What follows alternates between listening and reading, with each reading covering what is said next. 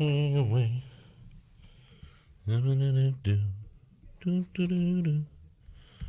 All right, so are we on live? I hear Morgan. Hello, Morgan. Yeah, I'm here.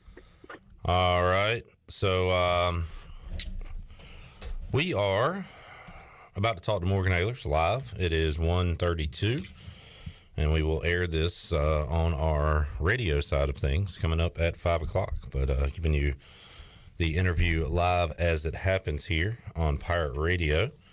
We got Shirley, CJ, everybody good? All right, so we'll knock it out right now. Let's head out to the Pit Electric Live line, talk to Morgan Ahlers, who joins us on the program today. Hello, Morgan. Good afternoon, Clip. Hope you guys are staying dry. It's kind of nasty outside, but, you know, not as bad as it could have been. And prayers and thoughts go out to everybody down in Florida that took a direct hit by this crazy storm. It is a giant storm, and we are feeling some effects today here on a Friday. How about the team, Morgan? I believe it was 2 o'clock scheduled flight. Does that did they change those plans, or is that still a go? I think they bumped it up just a little bit. I think the team left probably 1 o'clock. Okay. 12:30, 1 o'clock. I know they were heading over there right around 12 o'clock to the airport. And I got a text that said, prayers wanted, so. Yeah, exactly. So they will be making the trip to Boca Raton, Florida, and not Tampa, as East Carolina was able to have a normal week of practice, hopefully a normal safe flight, and then be ready to go coming up 2:30 on Saturday. USF had things moved around on their end. Morgan had to evacuate the Tampa area, so they have had an odd week, I guess, getting ready for this football game, but both teams should be ready to go, I would imagine, coming up tomorrow at 2:30.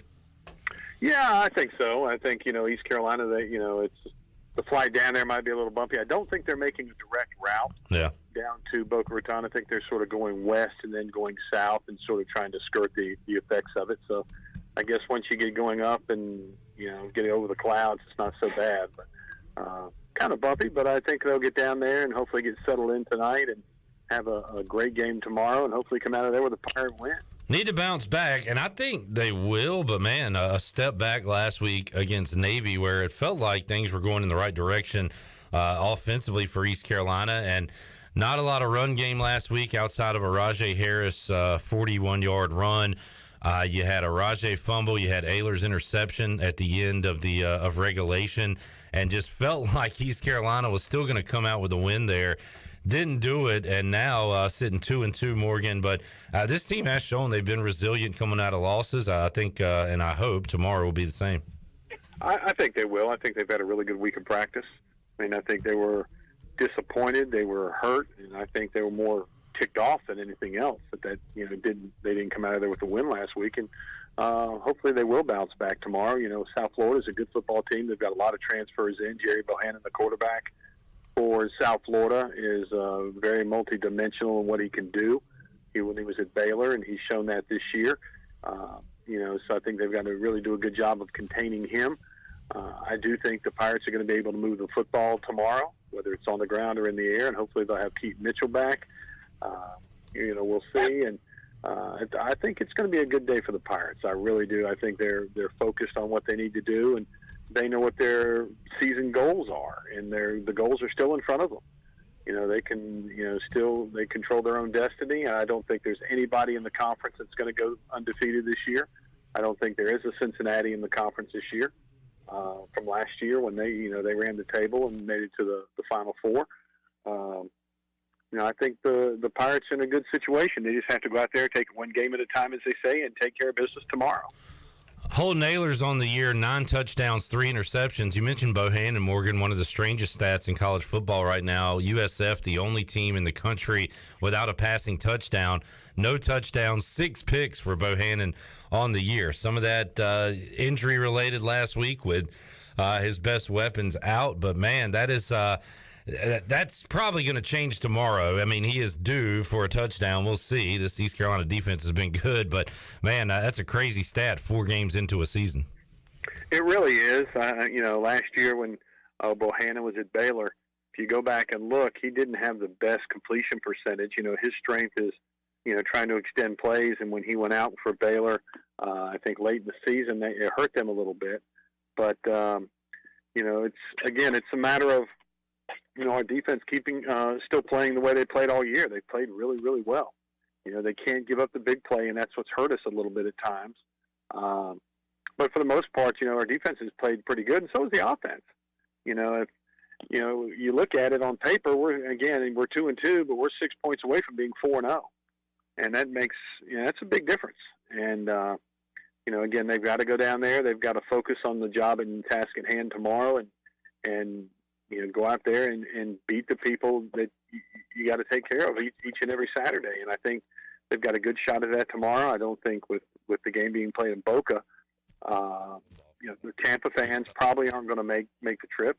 They usually have a pretty good crowd in Tampa. It's played at Raymond James Stadium for the home games, and obviously, there'll be some folks down there, but it won't be nearly the crowd it would have been at Tampa. And hopefully, East Carolina can go down there and come out of there with a big W.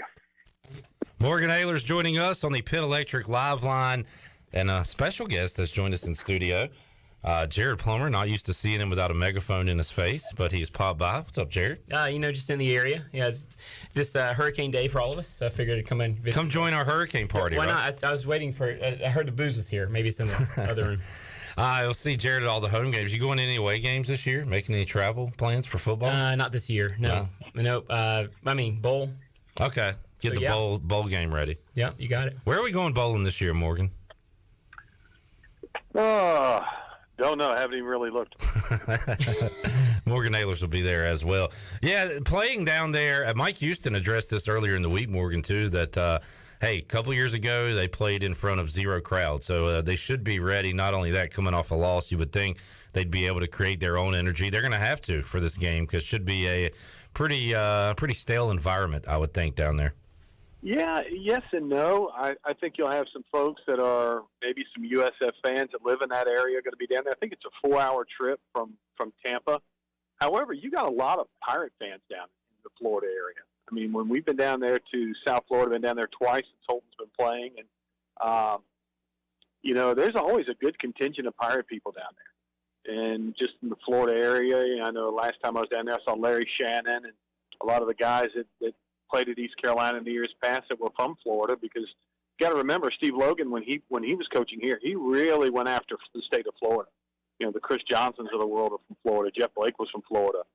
Larry Shannon, just to name a few. And there's a lot of Pirate folks down there, and I think they'll make that trip to Boca if they can to see the Pirates play. So maybe it even might be a small but loud contingent of Pirate people. And Jared, some Pirate fans that might be there? Yeah, man, we got some friends that live down in West Palm, and we were able to reach out and get them some tickets. So yeah, there will at least be 4 that I know of. All right, a loud Pirate cheering section coming up for Saturday. Morgan, looking at college football, big one down in Clemson, South Carolina, between the Wolfpack and the Tigers, and top 10 matchup here. NC State, this is kind of what they've been. East Carolina had a chance to derail all this week 1, almost got it done, couldn't do it, but State has had this one circled. So is Clemson after last year, revenge game for them. So what do you think about this matchup coming up Saturday? I think it's going to be the tale of 2 really good defenses. I think it's going to be the offense that makes the least mistakes, because I don't think either one of these offenses, I know that Clemson played Wake last week and won that game barely. But, I think NC State's offense, they were clicking last week against, I think they played UConn. But other than that, they really haven't shown a whole lot this year. Whether they get it together against KJ Henry and that Clemson defense is yet to be seen. I think that's the thing that Clemson will maybe have the advantage in the fact that they'll have 65,000, 70,000 people in Death Valley cheering them on, and the weather doesn't look too bad. Maybe they say the storm might be out by tomorrow afternoon. From what I saw, that originally they were talking about 3-4 inches of rain around game time, but the storm might have already passed through there by tomorrow night. Weather might be okay for that State Clemson game. And the winner of this game will be in the driver's seat there in the ACC and potentially for a college football playoff. But, I mean, you just know if State does win this game, they're going to lose to somebody this year. Wake Forest or Boston College or somebody they shouldn't. So But yeah, it should be a showdown coming up in Death Valley on a Saturday. Morgan, the Carolina Panthers picked up a win last week, and they keep that rolling against the Cardinals. The offense still didn't look good, but they were able to win it with defense against the Saints last week. Yeah, Carolina, you would think they would be better on offense than they are, and just some of the play calling just makes you scratch your head a little bit about what they're trying to do. I would move, they keep putting Christian McCaffrey right in the backfield. Occasionally they move him around a little bit and try to do something different, but he's not the biggest guy, and they just try to run him right up the middle a lot. I'm like, he's got a history of injuries. Why are you trying to, destroy your best weapon on offense? And, again, scratch your head, but who knows with Carolina. You winning any fantasy games? And if not, I hope you're not blaming me for that. Fantasy, I am 3-0. Yeah, all right. So you can give me some credit. Well, last night I had a pretty good night. I had Joe Burrow, Joey Mixon, and Higgins on my fantasy team, so I did okay. There you go, Morgan. All right. 3 players last night. The old man getting it done on the fantasy field. Good to hear. Hey, I will give credit where credit's due. Before my fantasy picks, Cliff and I had a strategy session, and I got Javonte Williams and, some of the guys that Cliff told me to get. I got them, and 3-0, baby. A real meeting of the minds there. Speaking of which, Morgan, Dickie V, college basketball, Mike Schwartz's team had practice this week, and we had a chance to talk to him. I know he's excited. Also, let's be patient with this. A lot of first-year guys coming in. Doesn't have the roster set like he will ultimately want it to be, but I'm still, all that being said, excited about some basketball coming up. I am too, and I was looking at the roster the other day about the guys that came back and, the new faces on the team. I want to try to go over there this week and watch a practice or two just so I can try to figure out who's who when I have to call the games here in a month or so. And I don't know much about him. I'm just, reading the reports from the other day in Media Day. I know that he's got some really good athletes out there, some guys that have played some big-time basketball, and, he's got a couple kids already committed for, I think, the next year's class that are supposed to be really, really good. I've heard nothing but good things about Coach Schwartz and his staff, so I'm excited about Pirate basketball and looking forward to it. It's going to be a fun year, I think. I think it's going to take a little time to get to gel a little bit and, get that teamwork. And they've got a couple road trips. I think those are the kind of times that when guys are together for 24 hours a day, 3 or 4 days a week, on trips like that they can really bond and get to know each other away from just practices and classes at home, because you're only around them for so long. But when you're on the road all together, that's when good things tend to happen in basketball. Morgan Ahlers will be on the mic at Minges. He'll be back on the mic Dowdy-Ficklin Stadium coming up in a couple of weeks. Thanks for joining us today, Morgan. Hopefully, and a good edition Thursday night of the High School Huddle, but hopefully back to normal on Friday night next week. I hope so. We actually recorded the show yesterday morning, and about 12:30 yesterday afternoon, Shirley calls me and said, "Did you hear about Craven County?" I went, no, they just canceled all extracurricular activities. I'm like, oh man. She said, "What do you want to do?" I said, "Just tell them it's been taped." Yeah. All right.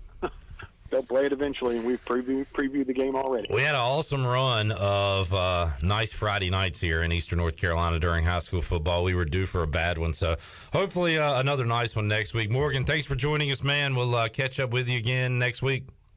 Thanks a lot, guys. You have a great weekend. All right, there's Morgan Ahlers, Pitt Electric Live Line. Jared Plummer here because he likes to hang out with his Pirate Radio friends, but also he's going to pick up his home field apparel gear. Apparently, Jared, we're influencers. Well, Did you know that? I didn't know that, actually. And to be honest with you, I was a little upset that how many people actually got that. They sent my stuff to you. How did this happen? I know me, you, Igo. I don't know who else. But anyway, we have your package here that was sent here, and we are very honest people. We could have taken it and said it got lost in the mail because you didn't even know it was being sent here. No. Matter of fact, I sent them a message. Hey, just so you know, you sent it to the wrong place.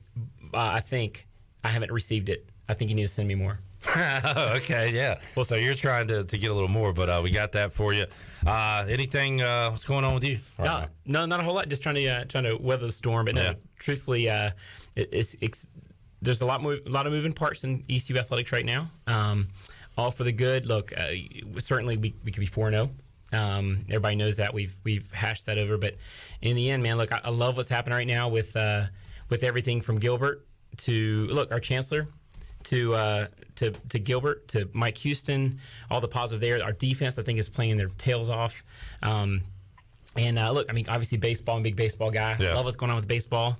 And then the excitement surrounding the Shorts era at ECU basketball. I'm excited to get back out there and excited for Loud Minges. You know, a lot of people don't remember the Harrian days. Those were so passionate, the fan base, and we want a winner, and the fans will support it. Earlier this week, Sarah and Dick Bennett investing $1 million in the Pirates Unite campaign. The lead gift for the new baseball building expansion. So things always happening in that department. And was it last Thursday, Jared, you and the crew were out at a soccer game at Johnson Stadium? Saw they had a draw last night, but East Carolina soccer sitting on top of the AAC standings right now. And getting votes for top 25, first time in history. And look, I mean, just so many great things happening right now. It's a good time to be Pirate. Exciting times. Jared, thanks for popping in, man. You're welcome. Yeah, if you want to do a pop-in visit, just, come on in. So where do I fill out my W-2 for the payment? You can go to Troy's office and fill out the paperwork. All right, so we're going to take a break. We'll come back and have more for you here on Pirate Radio Live. What we're doing some live interviews here, and we're going to air these in the 5 o'clock hour, so we can get out of here a little bit earlier today, but wanted to pass these along on video to you. So we'll be back at 2 o'clock with Brian North, 2:30, Mark Greenhelge, and, of course, we'll be live with you at 3 o'clock. So we'll talk to you soon. And, yeah, you can get your stuff. All right, guys, you have a great weekend. All right, so he's going to pick up his home field apparel gear. All right, so he's going to.